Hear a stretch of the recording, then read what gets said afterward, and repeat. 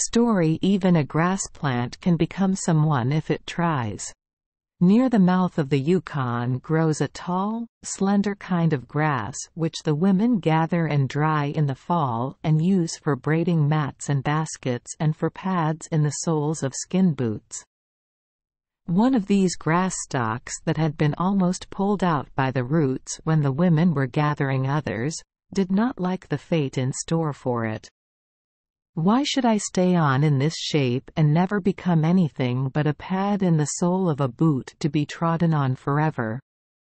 It must be nicer to be the one who treads on the pad, but since I cannot be that, I will at least be something better than grass." Looking about, it spied a bunch of herbs growing close by, looking so quiet and unmolested that the grass stem said, "I will be an herb. That is a higher and safer life than this."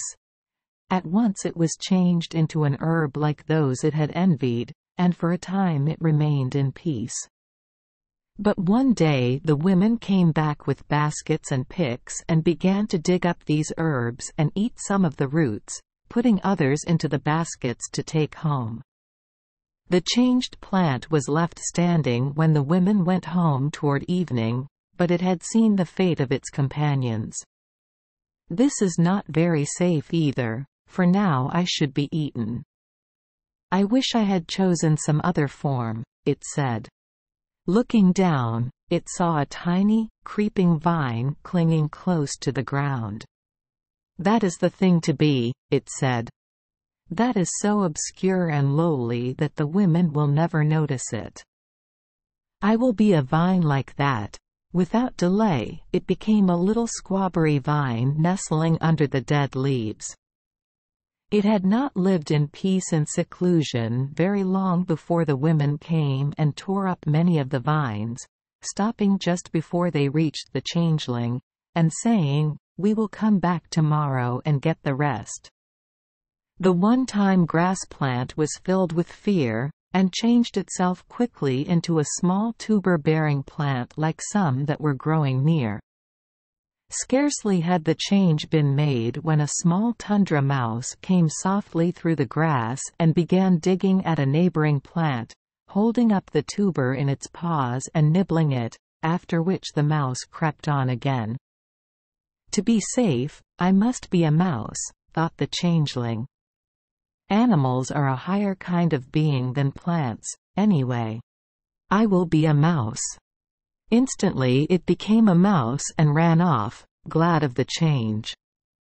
Now and then it would pause to dig up a tuber, or would sit up on its hind feet to look around on the new scenes that came into view.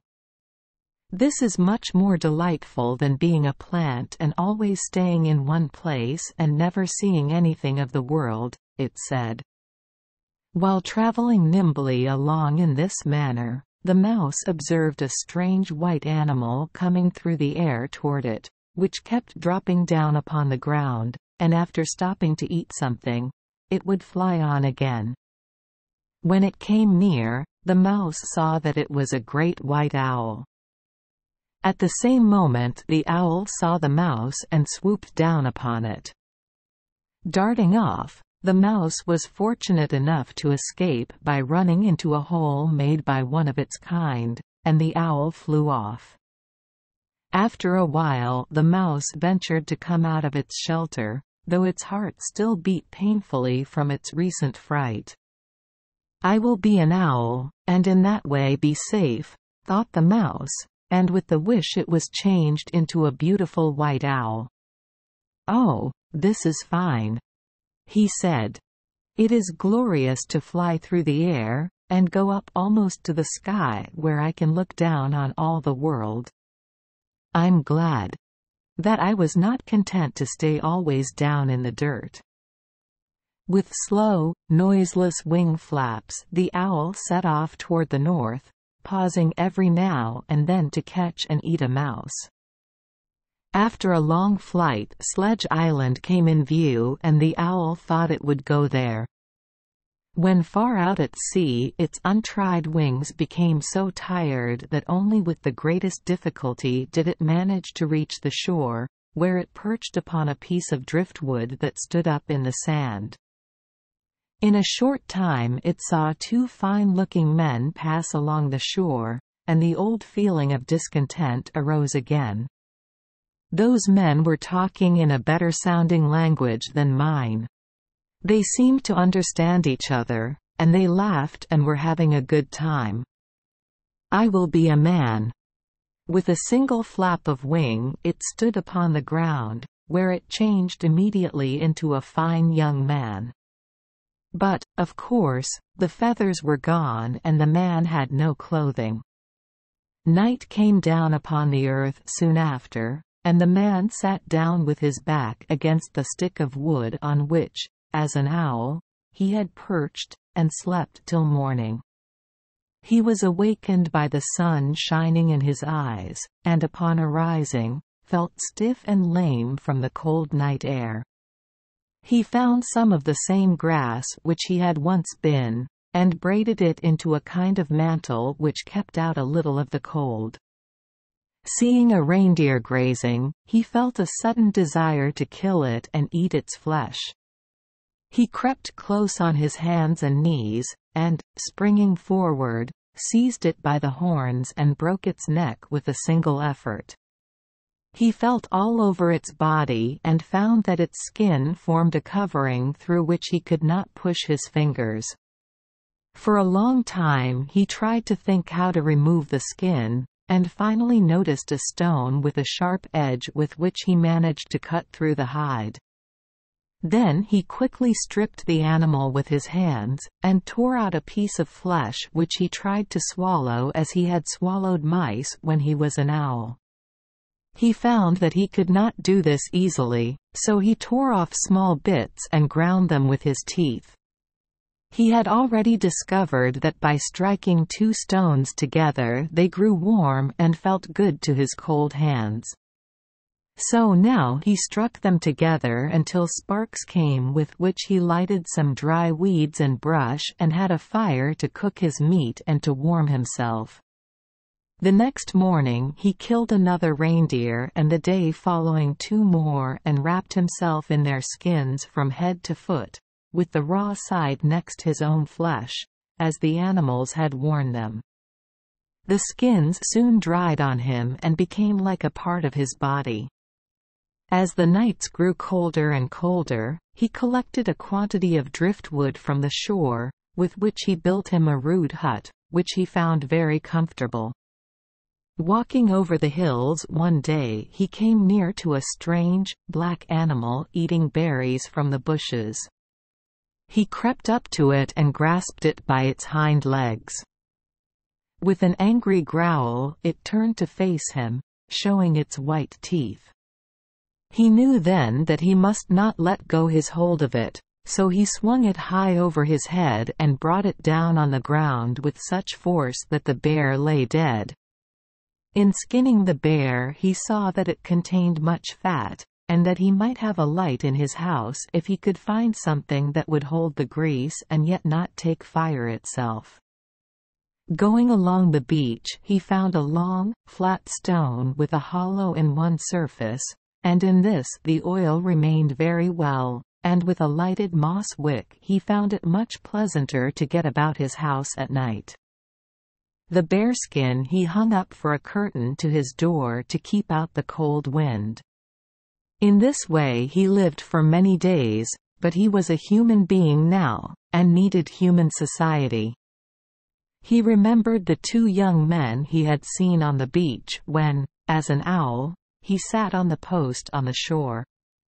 "Two men passed here once, and I liked them," said he. "They may live not far from here. I should like to see someone like myself. I will go seek them." He went in search of people. Wandering along the coast for some distance he came to two fine new kayaks lying at the foot of a hill, and in the kayaks were spears, lines, floats, and other hunting implements. After examining these curiously, he noticed a path leading up to a hill. He followed the path, and on the top of the hill he found a house with 2 storehouses near it and several recently killed white whales and many skulls around it. Wishing to see the people in the house before showing himself, he went with noiseless steps into the entranceway and up to the door. Cautiously lifting one corner of the skin curtain that hung in the doorway, he looked in. Opposite the doorway was a young man sitting at work on some arrows, while a bow lay beside him. He dropped the curtain and stood for some time in doubt as to how to proceed. If I enter the house, he may shoot me before I have time to make known my goodwill, thought he. But in the end he thought, if I enter and say, I have come, brother, he will not hurt me. So, raising the curtain quickly, he entered. The householder at once seized the bow and drew an arrow to the head just as the intruder said, I have come, brother. At this, the bow and arrow were dropped and the young man cried out with delight, Are you my brother? Come and sit beside me. This the newcomer very gladly did, and the householder showed his pleasure and asked, Are you really my brother? I am very glad to see you, brother, for I always believed I had one somewhere, though I never could find him. Where have you lived? Have you known any parents? How did you grow up? No, I have never known any parents. I never was born and never grew up. I just found myself a man standing on the seashore. There I built me a house and made myself as comfortable as I could, but I was lonely, so I came to find you. I also never had any parents that I can recall. My earliest recollection was of finding myself alone in this house, where I have lived ever since, killing game for food. I was alone until this friend came to stay with me. Now you, my brother, shall live here too, and we will never be parted again. And thus, by always striving to be something higher, the downtrodden grass plant became a man. Thank you for joining us for today's fairy tale. We hope these stories bring joy and meaning to your day. If you love our channel, please hit the subscribe button so you won't miss any exciting tales. Wishing you a good night and sweet dreams. See you in the next story.